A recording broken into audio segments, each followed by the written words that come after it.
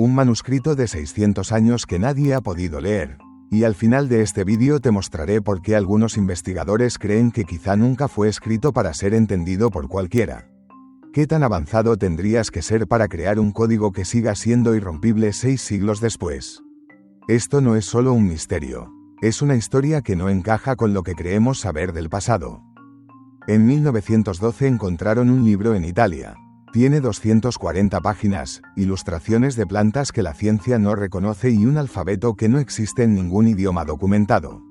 Décadas después, incluso la NSA, la agencia que descifró algunos de los códigos más complejos del siglo XX, intentó entenderlo durante años. Y fracasó.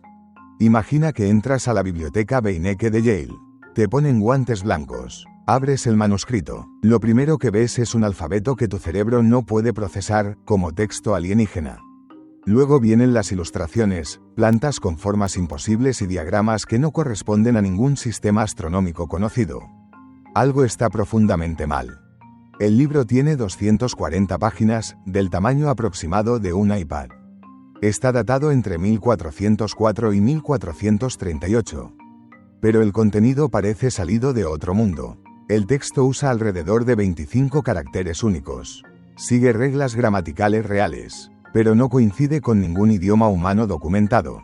Como si alguien hubiera inventado un lenguaje completo solo para escribir este libro, y luego lo hubiera escondido para que nadie pudiera leerlo. Y aquí viene el primer detalle que rompe cualquier explicación simple. A lo largo de sus páginas no se ven correcciones claras, no hay tachaduras evidentes ni reescrituras, y el trazo se mantiene consistente.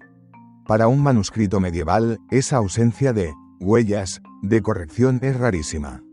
No prueba nada por sí sola, pero sí deja una pregunta incómoda desde el inicio: ¿cómo mantuvieron un sistema así con tanta consistencia durante tanto texto?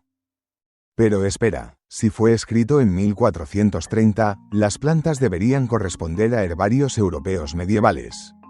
No es así, ninguna planta es identificable con certeza. Y los diagramas astronómicos parecen mostrar configuraciones que no encajan con lo esperado en un manuscrito europeo típico. ¿Quién escribió esto? Los análisis científicos confirmaron la datación, 1404 a 1438. El pergamino es auténtico, la tinta parece consistente con la época, pero el contenido se resiste a una explicación simple. Entonces, ¿cómo y por qué?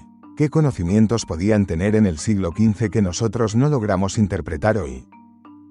Guarda esto, porque hay una hoja concreta que se repite en casi todas las discusiones serias del Voynich. No por el texto, sino por una ilustración específica. Es la página 93R. Quédate con ese número, porque vamos a volver ahí. Y lo inquietante es que esto solo es el principio. Porque cuando el manuscrito salió a la luz, comenzó una cadena de intentos de descifrado que, uno por uno, terminaron en fracaso.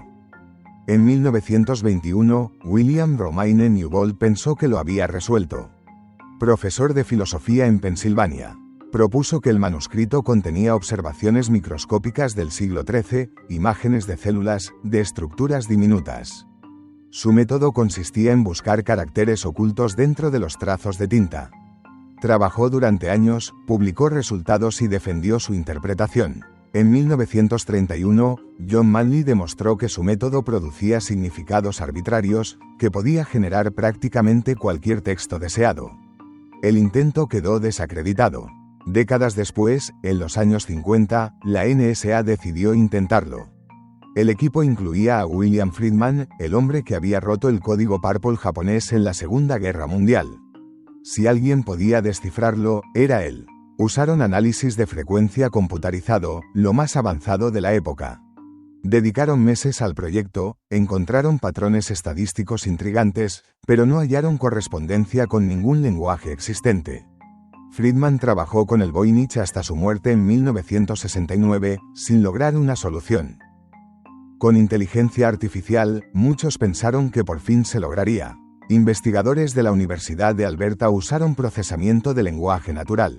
En 2017 publicaron resultados. El algoritmo identificó hebreo como idioma base más probable con un alto nivel de confianza. Produjo traducciones que parecían gramaticalmente correctas, pero carecían de sentido global. Era como si las frases estuvieran bien formadas, pero el significado completo se deshiciera. Y esa es una sensación inquietante. La IA tropieza donde también tropiezan los humanos, como si el manuscrito resistiera ambos tipos de lectura. Piensa en esto por un segundo. Si el manuscrito fuera un cifrado medieval simple, deberíamos ver errores. Los escribas cometían errores. También esperaríamos patrones de sustitución detectables, repeticiones típicas de palabras comunes. Y en 600 años, alguien habría encontrado la clave por pura casualidad. Nada de eso ha ocurrido. ¿Por qué? Porque el texto se comporta de manera contradictoria. El análisis estadístico reveló entropía intermedia, demasiado baja para un lenguaje natural complejo, demasiado alta para un código simple. La distribución de frecuencias se parece a idiomas reales, pero aparecen repeticiones extrañas, palabras duplicadas o triplicadas seguidas, algo raro en lenguajes naturales y más común en ciertos sistemas artificiales. Es un sistema que, al menos en papel, parece jugar en dos equipos al mismo tiempo. Es como si alguien en 1430 hubiera creado un candado diseñado para resistir herramientas que todavía no existían. No porque supieran del futuro, sino porque el método de construcción del texto es extraño. Y eso nos deja con la pregunta correcta: ¿qué tipo de sistema es este? La explicación más aceptada dice que es un herbario médico cifrado del siglo XV. Los alquimistas y médicos medievales protegían conocimientos mediante códigos, y eso tiene sentido con las ilustraciones botánicas. La datación confirma el período. Pero esta explicación no resuelve por qué tantas plantas no son identificables, por qué la estructura del texto no se parece a los cifrados medievales conocidos, ni por qué tantos métodos modernos han fracasado durante más de un siglo. Algunos lingüistas consideran que podría ser una lengua artificial filosófica, un sistema inventado desde cero para expresar ideas específicas. Eso explicaría consistencia gramatical sin correspondencia directa con idiomas conocidos. Pero requeriría una capacidad de diseño lingüístico fuera de lo común para la época, y no hay evidencia histórica clara de un proyecto así asociado al manuscrito. Otros proponen algo más controversial: que el autor tuvo acceso a conocimientos de culturas no europeas, incluso información del Nuevo Mundo antes de Colón. Eso explicaría ilustraciones botánicas difíciles de encajar en herbarios europeos. Pero aquí surge el problema: no existe evidencia histórica sólida de contacto precolombino que respalde esa idea. Cada teoría resuelve una parte, pero ninguna explica el conjunto completo sin abrir nuevas preguntas. Y aquí es donde todo se vuelve verdaderamente extraño, porque hay una página que parece romper todas las explicaciones sencillas, la página 93R. Si solo te quedas con un elemento de este vídeo, que sea esa página. En 2016, investigadores del Jardín Botánico de Missouri señalaron una posible identificación botánica en el manuscrito. En la página 93R aparece una planta con flores tubulares y hojas características. La compararon con bases de datos botánicas y propusieron una coincidencia con Hipomoea murucoides, una especie asociada a México. Crece en regiones de América Central a ciertas altitudes. El manuscrito está datado entre 1404 y 1438, y Colón llega a América en 1492. Esa diferencia temporal es la razón por la que esta página genera tanto debate. Los análisis morfológicos que se mencionan se apoyan en coincidencias de forma de hojas, estructura de raíces y rasgos florales. La datación por carbono 14 sitúa el pergamino en el rango 1404 a 1438 con un nivel alto de confianza.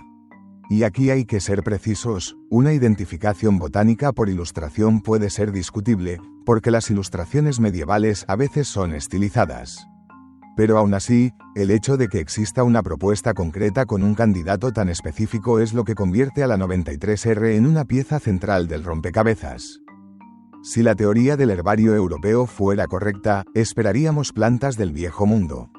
Si la hipótesis de lengua artificial lo explicara todo, ¿por qué ilustraciones botánicas tan detalladas que parecen apuntar a especies reales? Y la teoría del fraude tampoco lo vuelve fácil, porque implicaría un autor con conocimiento botánico extraño y una ejecución extremadamente consistente. Las implicaciones son incómodas, y por eso el Voynich sigue vivo como misterio. O la identificación es una coincidencia visual, o la ilustración representa otra especie parecida, o hay un elemento de transmisión de conocimiento que todavía no entendemos. Cualquiera de esas opciones deja preguntas abiertas. Y esa es la razón por la que la página 93R se vuelve tan importante. No porque pruebe una teoría, sino porque obliga a discutirlas todas. Y la 93R no es la única anomalía. Los diagramas astronómicos no corresponden claramente al cielo europeo medieval como esperaríamos en un herbario estándar. Algunos investigadores han sugerido que ciertas configuraciones podrían apuntar a observaciones desde latitudes distintas, aunque no hay consenso concluyente. René Sandbergen ha catalogado múltiples diagramas celestes que siguen sin interpretación final. La sección biológica también desconcierta. Muestra figuras humanas desnudas en estructuras tubulares interconectadas. Se ha debatido si representan baños, medicina, simbolismo alquímico o algo anatómico, pero muchas comparaciones no encajan perfecto con iconografía medieval típica. Ese desfase visual alimenta la sensación de que el manuscrito está fuera de lugar. Luego está la consistencia. El texto mantiene un estilo uniforme a lo largo de 240 páginas. Las reglas del alfabeto se siguen con una regularidad notable. Los análisis paleográficos sugieren que pudo haber sido escrito por una o dos manos como máximo. Sea lo que sea el sistema, fue sostenido con disciplina durante mucho tiempo. Cada anomalía por separado podría explicarse. Una planta podría ser estilización. Un diagrama astronómico podría ser simbólico. Una sección biológica podría ser alegórica. Pero la combinación de todo, sumada a la resistencia del texto a los métodos de descifrado, es lo que hace que el Voynich sea diferente. No es un misterio por falta de intentos. Es un misterio porque cada intento abre nuevas capas.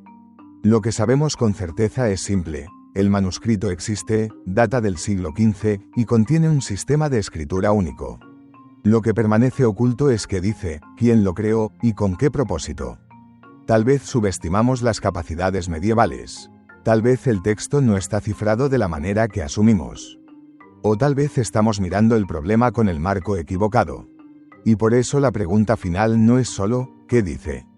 Es, ¿para quién era? Si alguien se tomó el trabajo de construir un sistema tan consistente, con ilustraciones tan específicas y un texto tan resistente, ¿qué intentaban proteger, o preservar, o simplemente registrar? ¿Qué crees que es realmente el manuscrito Voynich? ¿Un herbario cifrado que aún no hemos descifrado? ¿Una lengua artificial olvidada? ¿O algo más simple, pero tan extraño que todavía no sabemos cómo describirlo? Déjame tu teoría en los comentarios. Si estos enigmas históricos te atrapan y este caso te pareció interesante, dale like para apoyar el canal. Aquí exploramos misterios del pasado que la ciencia todavía no ha explicado por completo. Suscríbete y activa la campanita para no perderte los siguientes casos. En una bóveda de Yale descansa un libro de 600 años que nadie puede leer.